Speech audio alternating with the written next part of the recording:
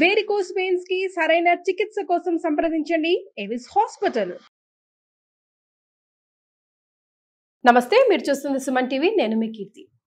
మహాశివరాత్రి సందర్భంగా ఆ రోజున మధ్యరాత్రి లింగాకారంలో శివుడు ఉద్భవించాడని మనందరికీ తెలుసు. దానికి బ్రహ్మ విష్ణుల కథ మాత్రమే మనకు తెలుసు. అది కాకుండా మరో గాథ కూడా పురాణాల్లో ఉంది అని చెప్తున్నారు ప్రముఖ ఆస్ట్రాలజర్ బ్రహ్మశ్రీ నందిపట్ల శ్రీహరి శర్మ గురుగారు. మరి గురుగారిని అడిగి ఆ విషయాలు తెలుసుకుందాం. నమస్తే గురుగారు. వాగర్థావివ సంపృక్తౌ వాగర్థ ప్రతిపత్తయే జగతః పితరౌ వందే పార్వతీ పరమేశ్వరౌ. ఆదిత్యాయ చ సోమాయ మంగళాయ బుధాయ చ గురు శుక్ర శనిభ్యశ్చ రాహవే కేతవే నమః.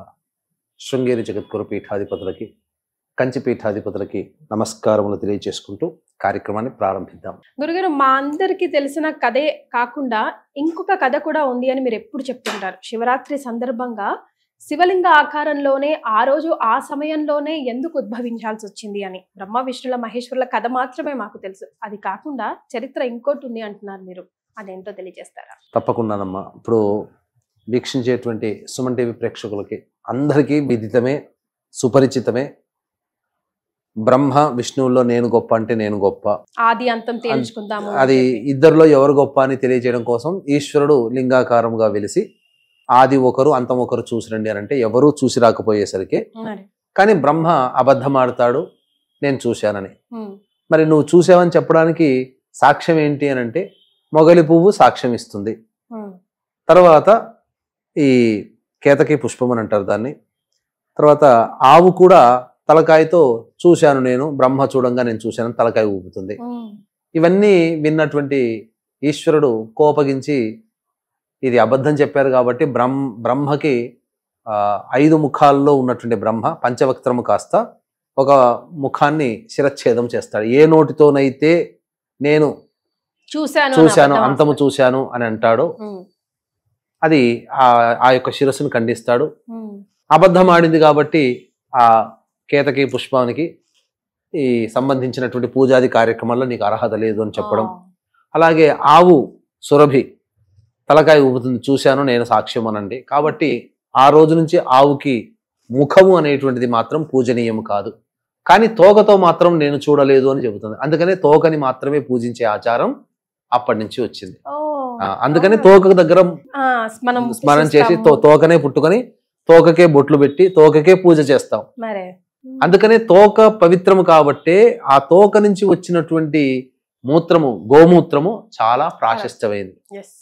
అందుకనే గోమూత్రం పానం చేయడం వల్ల అమృతంతో పానం చేసినటువంటి ఫలితం వస్తుందని చెప్పి అది అంతటి పవిత్రత.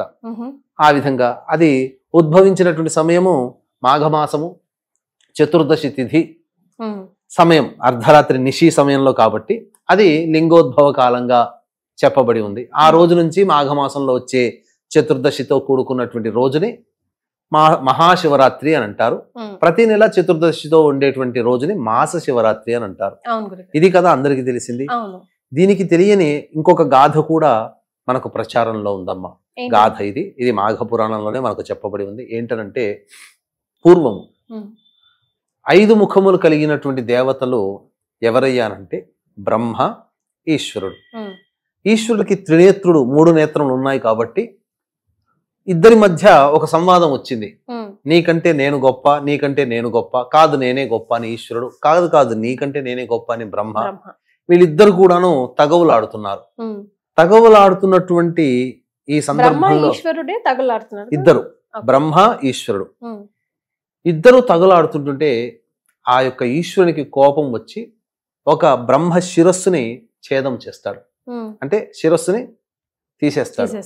తదనంతరం ఆ బ్రాహ్మణుడు కదా, శిరస్సుని ఖండించాడు కదా, బ్రహ్మ హత్యాపాతక దోషం అనేటువంటిది ఏర్పడింది శివయ్యకి. తరువాత అప్పుడు బాధపడ్డాడు, అయ్యో బ్రహ్మహత్యాపాతక దోషం అంటుంది కదా అని చెప్పి ముల్లోకాలన్నీ కూడా తిరుగుతూ ఉన్నాడట. అయితే ఆ తిరిగేటువంటి క్రమంలో ఆ యొక్క శిరస్సు వెండిపోయి పుర్రెగా మారిపోయింది.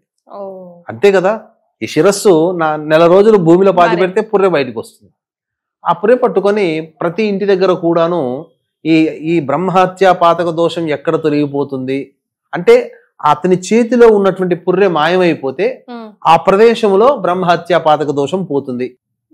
ఆ రోజు నుంచి అతనికి బ్రహ్మహత్య పాతక దోషం పోతుంది. అప్పటి వరకు అతని చేతిని అంటిపెట్టుకుంటుంది ఆ పుర్రె అనేటువంటిది భావన. కాబట్టి అన్ని లోకాలు తిరుగుతూ అన్నిళ్ళు తిరుగుతూ ఉన్నాడు ఆ ఈశ్వరుడు. ఈశ్వరుడు అంటే మామూలు వాడమ్మ, మహా అందగాడు. ఎంతటి అందగాడు అంటే అతని సుమనోహరమైనటువంటి రూపాన్ని వర్ణించడానికి వీలు కాలేదు. అందరి ఇళ్లలో భిక్షాందేహి భిక్షాందేహి అని భిక్ష అర్థిస్తే అందులో ఉన్నటువంటి ఆ గృహిణులందరూ కూడా భిక్ష వేస్తూ ఆ మోహన రూపాన్ని చూసి మంత్రముగ్ధులైపోయి అతని వెంట నడుచుకుంటూ వెళ్ళారట.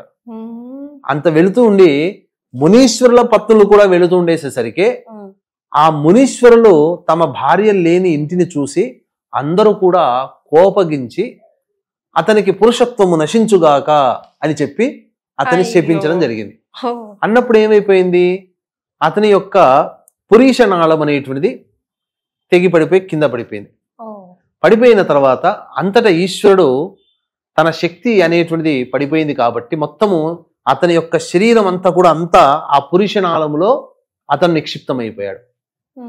తర్వాత బ్రహ్మ అది ఎంత తేజోమయమైనటువంటి కాంతులతో విరాజిల్లుతూ ఉన్నది అంటే తర్వాత అంత ఎంతో గొప్పదైనటువంటి ఆ యొక్క ఉగ్ర రూపముగా ఆ యొక్క కాంతికి తట్టుకోలేక ముల్లోకాలు కూడా తల్లడిల్లిపోయాయట. అంటే అంతటి వేడి. అంటే శివుని యొక్క ఉగ్ర రూపం అంతా ఆ లింగము కింద పడిపోయింది కదా, ఆ లింగములో శివుడు మొత్తం ఐక్యమైపోయాడు. అప్పుడు శివతత్వముగా ఆ లింగము ప్రభాసితమైపోయింది, ముల్లోకాలని క్షోభింపచేసింది. ఇది చూసినటువంటి బ్రహ్మ విష్ణువులు ఆ యొక్క ఈశ్వరుని పట్టుకొని వెళ్ళి ఒక క్షేత్రానికి వెళతారు. అదే ప్రయాగ క్షేత్రం. ఈనాడు మనం అందరం కూడా కుంభమేళాలో ప్రయాగ క్షేత్రంలో వెళుతున్నాం కదా. ఆ ప్రయాగ క్షేత్రంలో ఆ యొక్క లింగ రూపములో నిక్షిప్తమైనటువంటి పరమేశ్వరునికి అనేక పూజాది కార్యక్రమాలు నిర్వహించి బ్రహ్మహత్యాపాతక దోషాన్ని తొలగింపచేశారు. ఆ విధముగా ఆ రోజు నుంచి ఆ ప్రయాగ క్షేత్రము బ్రహ్మహత్యాపాతక దోషాలని తొలగించేటువంటి క్షేత్రముగా భాసిల్లుతుంది. అందుకనే మాఘ మాసములో ప్రయాగ క్షేత్రములో స్నానమాచరించినటువంటి వ్యక్తికి సకల దోషాలు తొలగిపోతాయి అనేటువంటిది నానుడి. లింగం అని కూడా అందుకే అంటాం, అందుకనే లింగం అని అంటారు. ఆ విధంగానమ్మ ఆ రోజు నుంచి కూడా లింగ రూపముగా ఈశ్వరుని ఆరాధన చేసే తత్వము ఆ రోజు నుంచి ఉద్భవించింది. అందుకనే శివుణ్ణి విగ్రహ రూపంగా కాకుండా లింగ రూపముగా పూజిస్తూ ఆ యొక్క లింగ రూపముగా ఈశ్వరుని ఆరాధన చేయడం వల్ల శివుని యొక్క శక్తి మనలో చేరుతుంది. ఈ ఎపిసోడ్ లో బహుశా శివుడికి సంబంధించి లేకపోతే శివరాత్రికి సంబంధించి అన్ని విషయాలు మీ ద్వారా నేను తెలుసుకోలేకపోయినా కొన్ని ఎపిసోడ్ల వారిగా మీ ద్వారా తెలుసుకోవాలని గురుగారు. అంటే ఎందుకో ఆయన అభిషేక ప్రియుడు.